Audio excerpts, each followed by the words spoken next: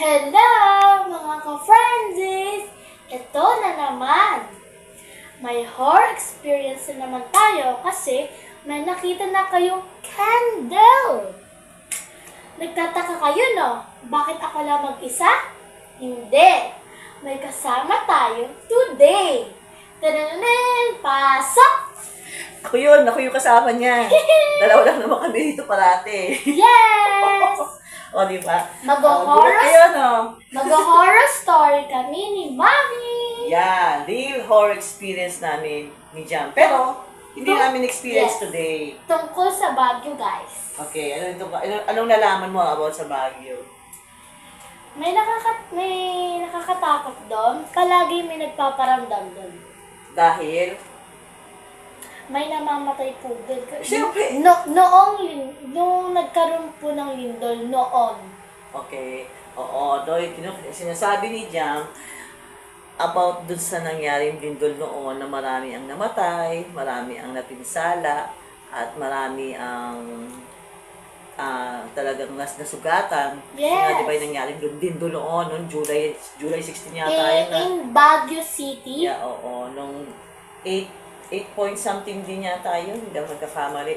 Ang lakas naman nun, di ba guys? Oo, malakas siya, katulad din ng nangyari din doon sa Mindanao. Jensa, Oh, no, sa no. Mindanao. Sa Mindanao. So guys, ang ikukwento ko sa inyo, ikinuwento lang din sa akin, no? Ikinuwento to sa amin ni Mami. No, yung tungkol. Shout out! Shout out Mami Christy, no? Ikinuwento niya sa amin yung nangyari noon sa Baguio, nung after ng lindol. Hindi ba naging Ghost City yung Baguio? Alam naman natin lahat yun. Na-covered pa nga yun sa Magandang Gabi Bayan ni Noli De Castro. No, yung mga lumalabas na ghost doon, mga lumalabas na mga kaluluwa doon, mga white lady, mga kung ano-ano. Mga hindi nananahimik. Oo, mga kaluluwang hindi matahimik, no? Sabi nga ni Mami, doon sa tinirahan niya sa Baguio, kasi sa baba siya, sa second floor daw, walang tao, walang nakatira. Doon sa second floor na yun, kahit wala namang tao, nakapatay ang ilaw, lagi doon may nagbubunot ng sahig. No? Lagi nilang naririnig may nagbubunot ng sahig. Samantalang wala namang tao, yung mga tipong ganun. Tapos yung white lady na madalas magpakita doon sa teacher's village ba yun? Sa teacher's camp, gano'n, mga tipong gano'n. Actually guys, hindi pa kami nakarating ng Baguio. Ayaan nyo, Baguio, bala ka, makakarating din kami ni Jam sa inyo. Hindi pa ako nakarating ng Baguio eh. Marami na akong narating pero yung Baguio hindi ko pa napupuntahan. Nakakatawa na malapit pa yung Baguio pero hindi ko pa siya napupuntahan. Bali-balang araw, pupunta kami ng Baguio ni Jam doon, no, baby, no? Pupunta kami dalawa. Ay, hindi na kami dalawa, meron kami mga kasama kasi nag-aaral na si Jam, busy-busy na, kaya hindi na ako nakapunta ng Baguio, eh, no? Nandaan ko na nakapunta ng Bohol, ng Boracay, ng Bacolod. Kung saan ako nakarating, pero yung Baguio, hindi ko pa nararating. Ang lapit na ng Baguio, di ba? Nasa norte lang. So, yun ang sinabi North niya. Pole. North Pole. North. Norte lang sa Norte. North Pole, hindi naman sa ibang lugar na yung North Pole. Maraming yelo doon sa North Pole. Ganun nga guys, no, yun ang sinabi ni Mami na may mga nagpapakita din daw doon, mga pugutang ulo, minsan may mga umiiyak, no, minsan may mga kung ano ng mga kakababalagahang nagaganap sa Baguio. Lahat daw nga yun, sabi niya, gawa daw ng demons, kasi nga bad spirits, so gawa daw nga ng demon lahat ng yun. Dahil hindi nga raw siya naniniwala na gawa yun from good spirit, hindi raw, sabi nga niya, lahat daw yun.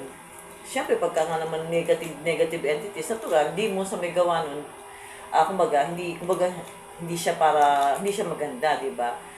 Yun ang sabi niya sa amin, then, which is totoo naman. Tsaka sabi ni Mami, bukod daw sa mga negative entities doon na kakaiba, mas matindi daw doon yung white lady. Yung white lady daw, pinakamatindi doon.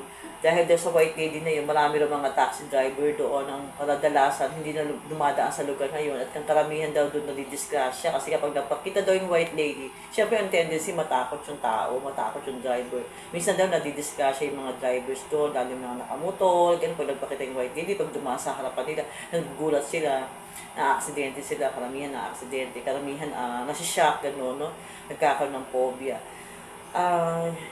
dahil nga sa mga, siguro isa sa mga bahagi ng mga, isa sa mga, yung bahagi ng nangyaring lindol, at saka yung pang mga insidente doon ng mga hindi magagandang nangyari, no? Siguro maaaring may pinatay doon, maaaring may ni-rape doon, no? Siguro mga something na gano'n, mga kaluluwang hindi magkahimik, mga, sabi nga, yun yung isang daw white lady doon, sabi nga raw, biktima raw daw ng rape yun, hindi yung biktima ng lindol, kasi since matagal na panahon na daw yung white lady na yun, na biktima ng rape, hindi yun biktima ng lindol. So yung nagpapakita na yun na white lady na galit sa tao, lalo sa boys, yun daw ay biktima ng rape. Rape victim daw sabi ng mga nando doon niya.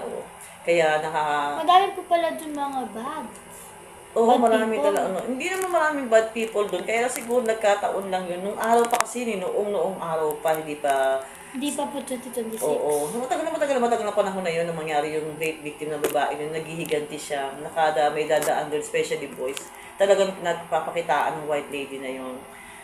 Madalas daw nadidisgrasya kasi nga parang nag-revenge siya dahil nga ni-rape siya tapos pinatay siya tapos hindi na, alam niyo yun, hindi pa, ay ang pagkakaalam nga hindi na raw na-recover yata yung kaluluwa, ang body no, ng taong babaeng ni-rape nun. Hindi ko alam kung na-recover ba o whatever. Basta naghihiganti siya, nagre-revenge siya, especially sa boys, napapadaan doon sa lugar na yon ng Baguio. Kaya ito guys, itong kinuwento namin sa inyo, alam namin ninyo to dahil nga na-cover na dito na-cover na sa News? sa news, no, sa Magandang Gabi Bayan, na-cover na rin yata ni Corina Sanchez at marami na mga KMJS. marami na nakapag ng picture ng na to ng kwentong to. So, to make it short guys, ako, nire-refresh lang namin sa inyo ni Jam yung storyan yun, na alam din ni Mami kasi si Mami matagal tumira sa Baguio City yun eh. Kaya ganun, kaya alam ni storyan yun. So, hanggang dito lang guys, although hindi naman nakakatakot kasi talagang hindi naman nakakatakot siguro, Yes. no? Pero tawag doon sa iba, syempre nakakatakot nun, especially yung mga nando doon sa Baguio. Yung nakaranas Especially yung mga Kasi nakaranas kami na. guys, di kami tatakot kasi di pa namin naranasan. Ikinuwento lang sa amin ni Mami. Dito mga sa balahibo ko, kinukwento niya Guys, sa amin yun. Pag naranasan na namin yun, matatakot po talaga kami. Tsaka i-share namin sa inyo ni Jam. Shinare naman po namin. I-share naman namin sa inyo kung ano yung experience naman na nakakita ng white lady. No? Okay guys, hanggang dito na lang. Maraming salamat sa inyo. This is your channel, SC Mix Vlog. Bye-bye. Thank you.